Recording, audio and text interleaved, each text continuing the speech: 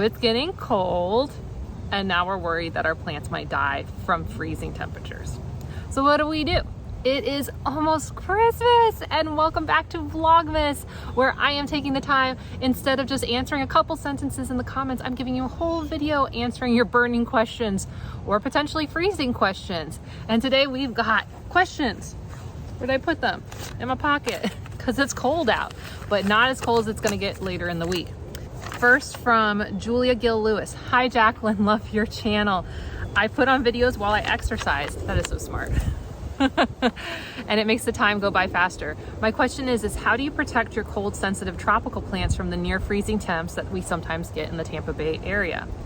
And Sandra Morton asked if you have any tips on what to do for the freezing temps that are expected this Friday. That's right, December 23rd. And she was asking about tomatoes specifically. So what we're gonna talk about in this video is we're gonna talk about the things that you should do to protect plants. Then we're gonna talk about which plants you should consider protecting. And we're also gonna talk about, because you might not have enough stuff to protect everything, so we might have to make some choices. So we're gonna talk about where you're gonna have more risk or less risk in your garden. So I'll talk you through all of that.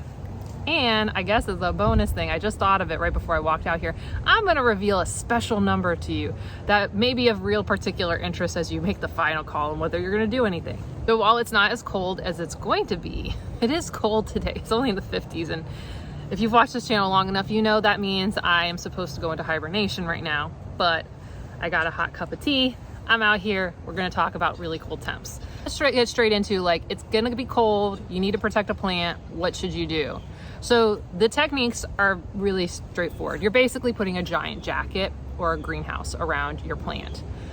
So whether it's gonna be sheets, tarps, put hay around it, if it's small. If you've ever watched like the Northerners, they have those, what do they call, cloches, which I guess, don't they use those in restaurants, like the lids that are kind of bell-shaped? They put them over food. People put them over plants. So you can do any of those techniques. You're basically just trying to wrap the plant like you would yourself as it goes into the cold temperatures. But there is a little bit more technique that you should think beyond just that. And really, here's what's going on. I think I told you guys before, I'm an engineer and I worked in food manufacturing. And so I know a lot about heat transfer. Which is not a common topic in gardening, but it is really important when we get into something, when we talk about like freezing temperatures coming in.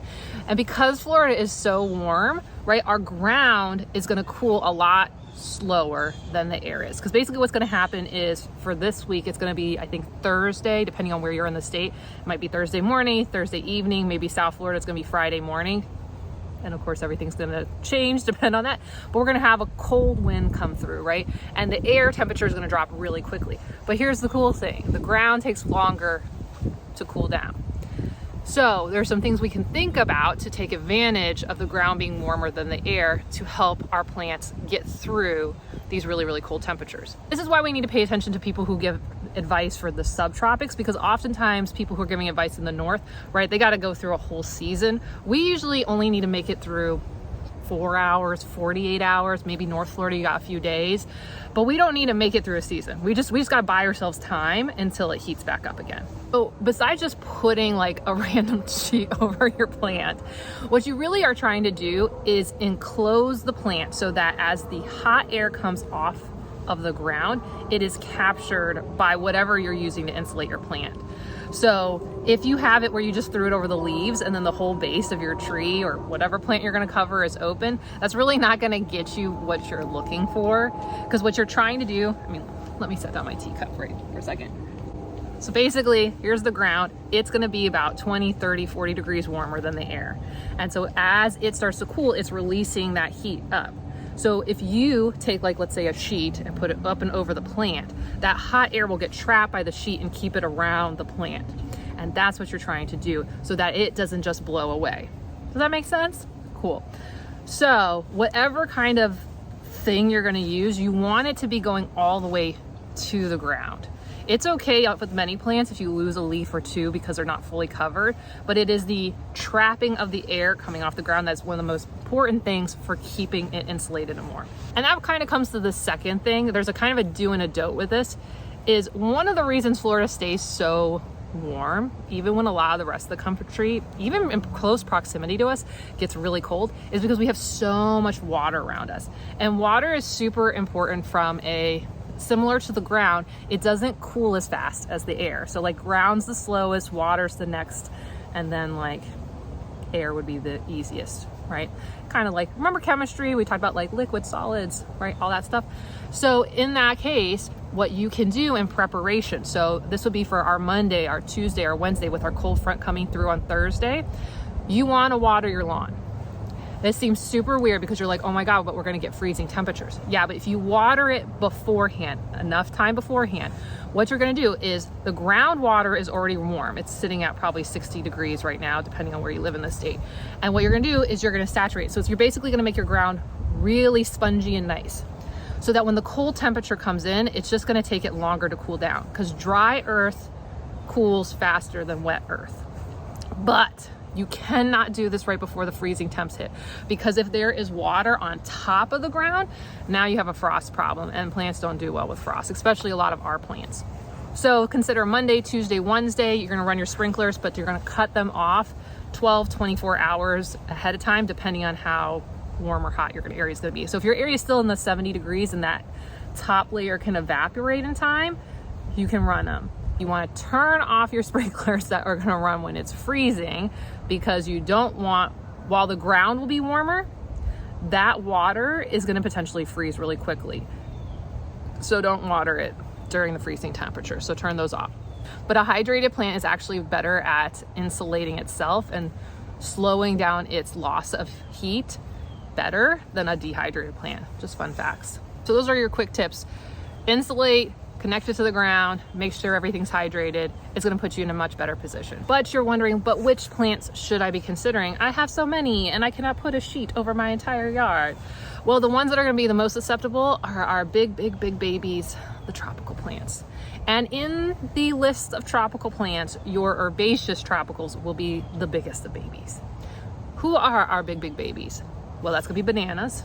That's gonna be papayas. Now on the vegetable side, your cold weather crops will tend to have a better ability to handle cold weather than your warm weather crops. So your tomatoes, your peppers are not gonna be big fans of it. And when it comes to native plants, right, you should be prioritizing your vegetables and your tropicals over your natives, unless you have some native plant that you pulled out of the Miami-Dade area and you're trying to grow it in North Florida.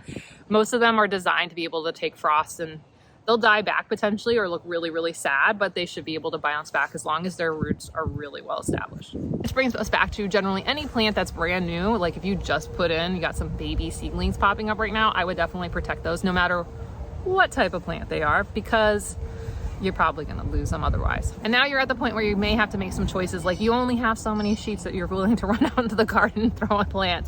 So how do you pick which plants are probably the most vulnerable and likely to die, and those that have a better chance of surviving, whether they're tropical, vegetable, or otherwise? I watch this happen every year in my neighborhood. We will get like some light frost down here in St. Pete, but it's only in certain parts of the neighborhood. It's actually kind of interesting, and I'll share kind of some things that you should look out for in your own garden that can create these microclimates. Plants in wide open spaces are going to be way more susceptible to freezing and the impacts of freezing than ones that are in more densely vegetated areas.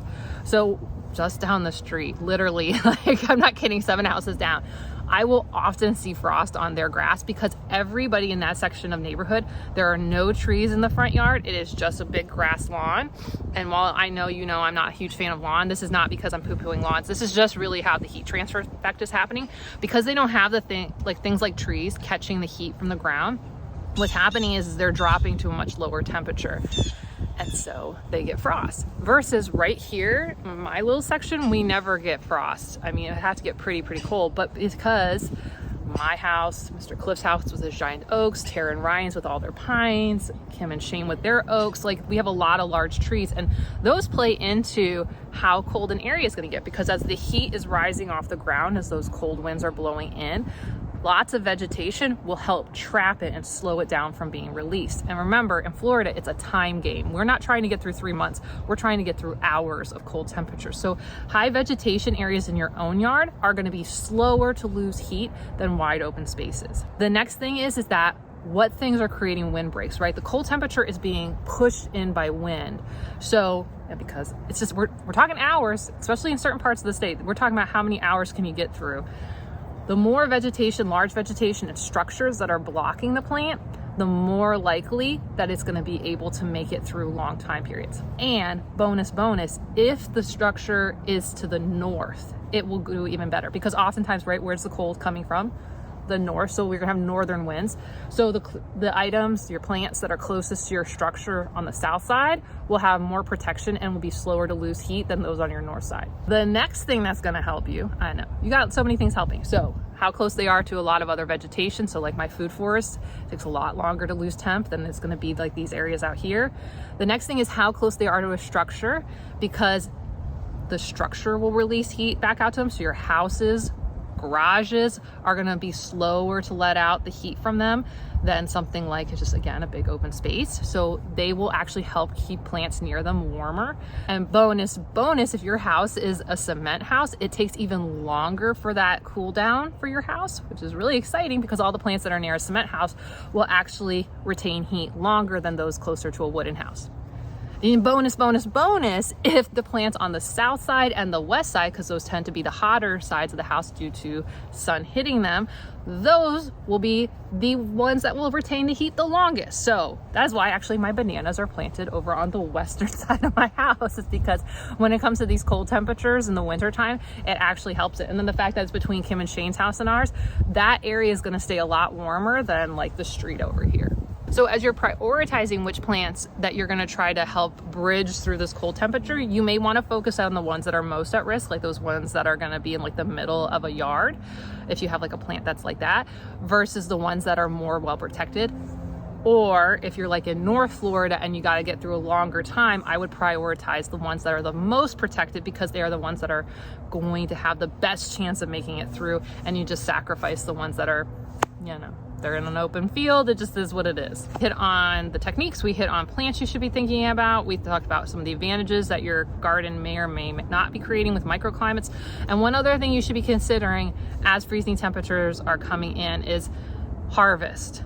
Do you have any harvests that are about ready that will not do well through cold temperatures? So whether they are banana racks, citrus, because I know a lot of people's citrus should be ready right now, you should be considering pulling those in quickly, because they may get damaged by frost. It's something that like orange growers do every year. They freak out because we get a frost and the orange crop's not 100% ready. So they try to harvest everything that is ready or super close to being ready so that they can save the crop. Yay, Florida and oranges. So I talked you through techniques. I talked you through some tips. I talked you through the location stuff. I talked to you about which plants. I gave you some bonus tip. Okay, and I'm gonna give you one other thing, because right, we freak out a lot in Florida about cold because we don't have a lot of it.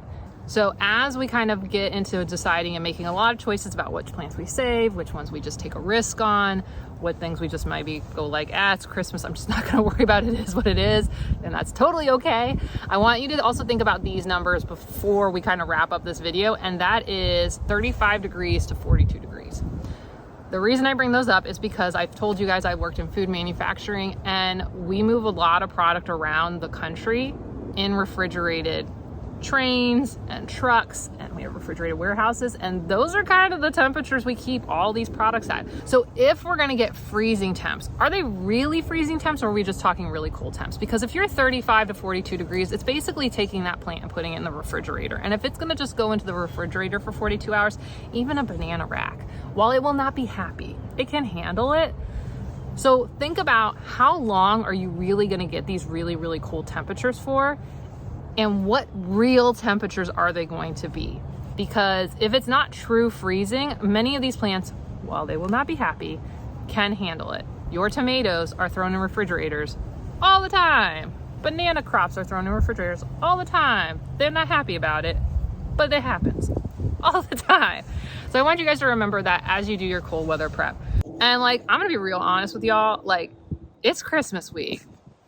Present wrapping, holiday parties, extra church and masses to go to. Like, I'm not gonna really do anything. Now, I live in zone 10A, but I've been checking the temperature. It looks like it's gonna be a little bit warmer than we thought it was going to be. It's still gonna suck. This is the coldest Christmas I've seen. But maybe you just let it go and it'll just be what it'll be. If there's like a couple plants you wanna go and try to salvage, that's cool. But it's okay. It's okay. Because we're going to do a big reset come January 1st. At least I am going to be. So if you just need to like be okay getting through the holidays and just have someone tell you that it's okay that you let a couple crops go bad, like I'm going to tell you, it's okay.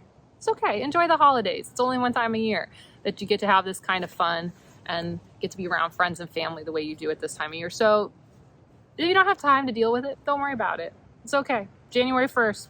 Well, I hope that gave you the tips so that you can make some choices about which plants you protect or if you even protect them. Those are all okay choices. And remember, we're answering lots of questions throughout Vlogmas Monday through Friday. This is our final week. So join me every day until it's Christmas. Okay, I'll see you soon. Bye.